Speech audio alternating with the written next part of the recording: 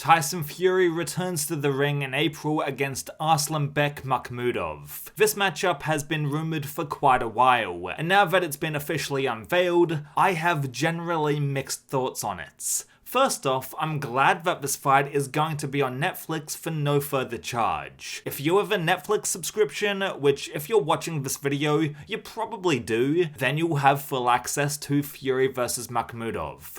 Awesome. I love the idea of Netflix getting their hands involved in the boxing business as it introduces the sport to a whole new potential audience, and it keeps platforms like DAZN and Sky Sports on their toes. With such a mega corporation like Netflix being involved in boxing, will hopefully force DAZN, Sky Sports to improve, up their levels, becoming the best products possible, in order to be viable in a competing market. Along with me being a fan of Netflix's involvement, I'm also glad that Tyson Fury is coming back to boxing.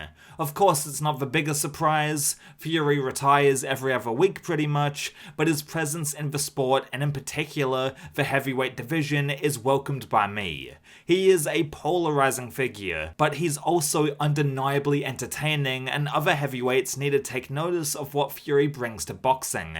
He may be a walking contradiction, he may say mad as fuck things, but you can't not watch him either talk shit or compete inside the ring. He's pure box office and pure spectacle. This generation of heavyweights coming up by comparison to the likes of Fury, AJ, Wilder and Usyk are pretty boring. Don't get me wrong, there are some very skilled heavyweights coming through, but none of them have the X factor like Fury or AJ.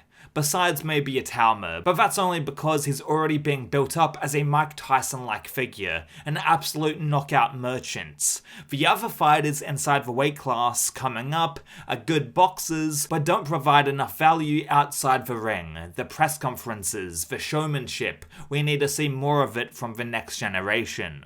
Even the guy that Fury is facing now, Makhmudov, is a big Russian puncher, but that's about it. I'm a bit surprised that Netflix took this fight on to begin with. I'm excited for Netflix to promote a Tyson Fury fight, and I presume they're banking on Fury winning and Anthony Joshua returning so that they can make the Mega Fury AJ fight, but Fury vs Makhmudov on paper doesn't seem like it would attract the casual audience. This fight against Makhmudov seems a bit more hardcore and niche, so to speak. I mean, Makhmudov's biggest win in terms of name value is Dave Allen. Maybe I'm wrong though, and the idea of Fury's return is a big enough reason for casuals to tune into Netflix.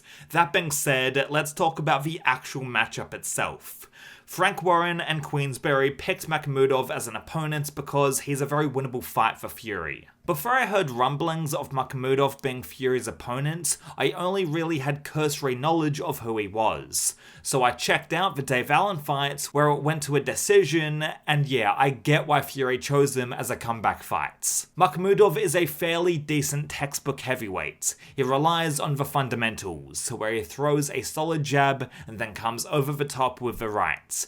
That jab, while being very effective at the start, becomes way more laboured as the rounds go on, it seems. Against Dave Allen at least, Makhmudov used it to dictate the pace of a fight and to nullify Dave going on the inside, as the latter is a shorter man. I also noticed that Makhmudov did a nice job at not smothering his work. More often than not, he stood at mid-range, popping off shots, and only really clinched when Dave got inside. He didn't throw any punches in the clinch, he just reset and stuck behind the jab. Not overcommitting, forcing his strikes at all. Makhmudov has a pretty rock-solid plan A, but I noticed he never really switches up the game plan. And against Fury, that's not gonna work too well. Fury is one of the most natural boxers of all time. He can change styles on the fly, and he looks so comfortable in that ring. Oh, and he's the longer fighter, so Fury will have more than one way of finishing this fight. Fury can poke and prod Makhmudov on the outside with his lead hand, dancing around him, or if Fury's footwork isn't as great as it once was, then he can always rely on leaning on Makhmudov, making it a grueling 12-round affair, similar to Fury's approach to the Klitschko fights. The only person who beats Tyson Fury in this fight is Tyson Fury. Queensberry chose Makhmudov as an opponent to make Fury look good and to get him prepped for either a Fabio Wardley or Anthony Joshua fight. However, as we know, Fury has notoriously taken opponents lightly, and then when he's in the ring with them, he underperforms. Case in point, the Francis Ngannou matchup.